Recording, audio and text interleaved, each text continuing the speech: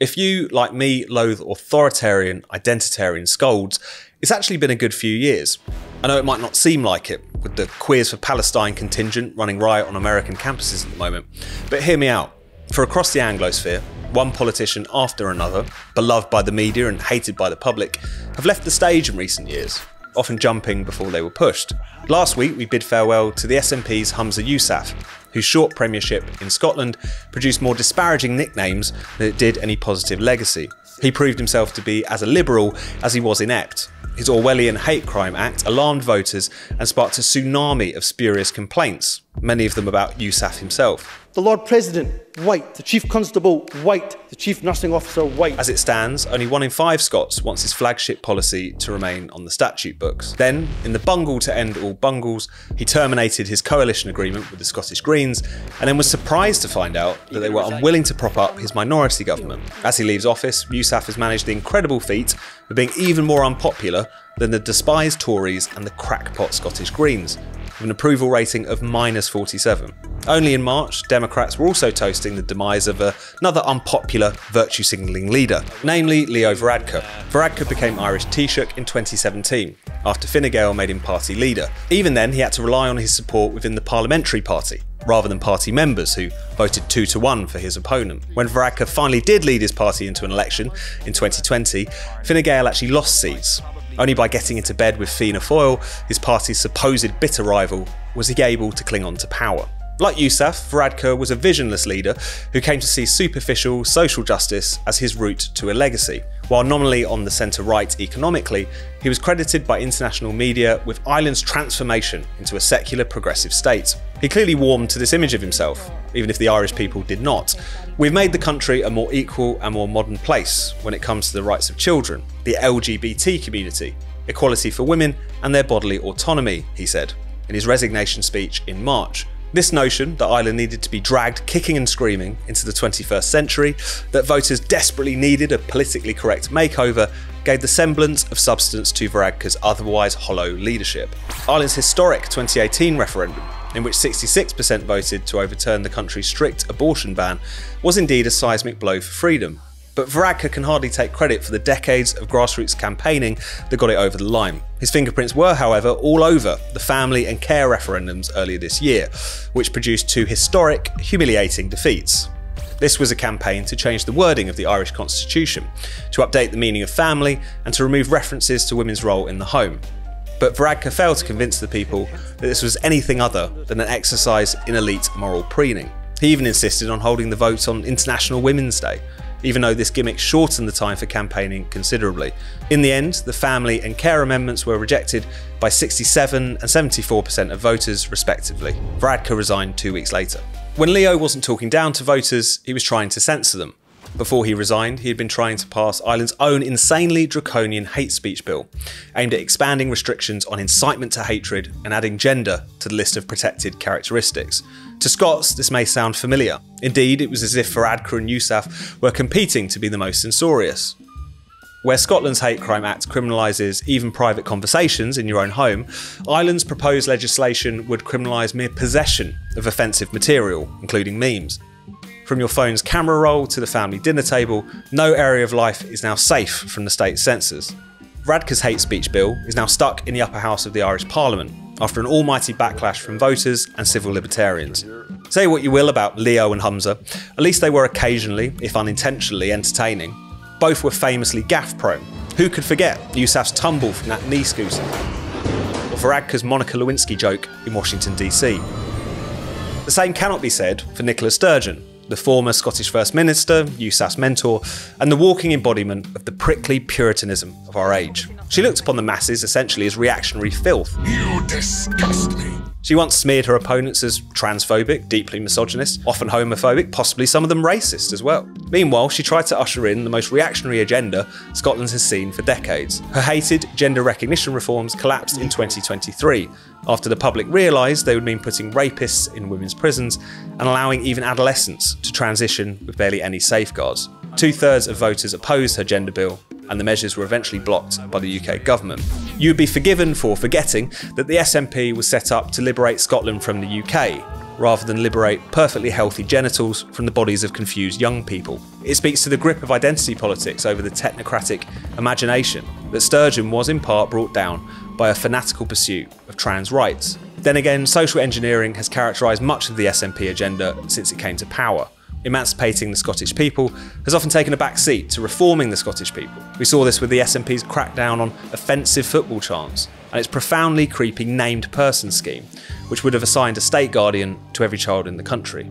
One of the hallmarks of today's leaders is that they increasingly define themselves against their own citizenry. Politicians today draw their moral authority not from democratic mandates, but from their ability to rise above the throng and oppose our supposedly backwards values. The resignation speeches of Sturgeon, Yousaf and Varadkar were peppered with mournful references to populism, polarisation and the supposed toxicity of contemporary discourse. Voters are forever the implied villains of the piece for refusing to just shut up and let the adults get on with governing. All this speaks to why the elites have become quite so authoritarian and unhinged. Of course, liberalism, greenism and identity politics have all held sway over our rulers for decades, but these tendencies have been sent into overdrive over the past 8 years in particular, in the wake of Brexit and the rise of populism. Our leaders have been confronted with the chasm that exists between their values and ours, and having failed to convince, they can only compel, coerce, punish. COVID added more fuel to this fear and loathing of the public. Politicians gave full vent to their most authoritarian tendencies, locking us down and raging against any dissent.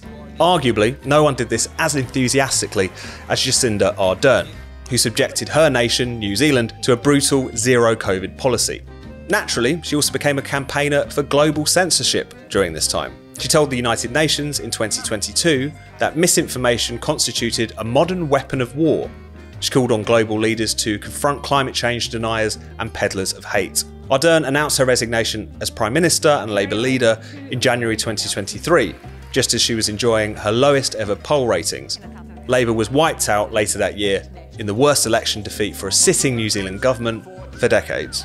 Politicians seem to be going out of their way to alienate and infuriate voters, pursuing unpopular policies at the same time as they clamp down on dissent. On climate, they've embraced a programme of national immiseration to be borne on the backs of the working classes. On immigration, they've thrown open the door to migrants and refugees on an unprecedented scale without seeking public consent and without ensuring proper provision for those who are arriving. On culture, they've embraced a new form of racism under the banner of anti-racism. Critical race theory. And a misogyny and homophobia posing as trans inclusion. All the while, voters are beginning to realise that all of those calls to censor hate and misinformation are calls to censor them. Even in Justin Trudeau's Canada, which has long been held up as immune to populism, a backlash is stirring, and not before time. Indeed, the Canadian Premier embodies woke authoritarianism in its most cartoonish form. When a voter confronted him about Canada's enormous influx of refugees in 2018, Trudeau straight up accused her of racism. Hell, he once corrected a woman who said mankind instead of peoplekind. We like to say peoplekind because it's more inclusive. Worse still, his outrageous clampdowns on dissent would make the CCP proud. When truckers rebelled against COVID mandates in 2022, Trudeau invoked emergency powers to freeze their bank accounts, break up their rallies, and forcibly clear the streets. Of course, he's also now trying to pass his own piece of censorship legislation, Bill C-63. Among other alarming provisions, it would allow for people to be placed under house arrest if they are deemed likely to commit a hate crime. You know, like pre-crime in Philip K. Dick's Minority Report. The precogs see the future and they're never wrong. Incidentally, Trudeau's Liberal Party is currently trailing the Canadian Conservatives by a steady 19 points in the polls. Wokeism, climate extremism, kindly authoritarianism, this is now the operating system of Western, supposedly centrist politics, even among those who seem more solid and old school. Take Joe Biden, America's semi-conscious president. As you may know, I might not be around much longer. At the 2020 election, even some anti-woke liberals insisted that Biden was the man to return America to sanity, largely because of how old and boring he was. If you hate wokeness, you should vote for Joe Biden, declared a piece in The Atlantic. That take has aged like room temperature milk. On his first day in office, Biden signed sweeping executive orders on racial equity and gender ideology. He tried to apportion COVID relief on the basis of race. He's a net zero zealot. He has allowed the justice system to be weaponised against his opponents. He invited Dylan Mulvaney to the White House. Biden's return to normalcy has been so successful that millions of Americans are starting to wonder if Donald Trump might actually be the saner option. I have a feeling it's going to be beautiful. Everywhere, political leaders are pursuing the same batshit authoritarian policies. And everywhere they are colliding with reality and the electorate. Yousaf, Varadkar, Sturgeon and Ardern may have stepped down, but they did so in the face of growing public backlash. Biden and Trudeau may not get the same privilege. And while woke authoritarians remain in power or the ascendancy in various nations, they're at least being forced to adapt, albeit insincerely, to the new political reality, one in which voters are increasingly unwilling to put up with green extremism, gender ideology and censorship. And so, UK Labour leader Keir Starmer has suddenly worked out what a woman is. The SNP is watering down some of its ludicrous net zero targets, Welsh Labour is paring back its more insane anti-car policies, and the Irish government is finally tacitly admitting that it's let migration and asylum get out of control, even if it is trying to blame the most recent influx on the British. The new authoritarianism is far from defeated. It is a feature, not a bug, of our ruling class. Worse than that, it's what gives our leaders meaning, the conviction that they are saving the world from climate Armageddon, unbridled hatred and popular stupidity has provided moral purpose to an otherwise disorientated elite.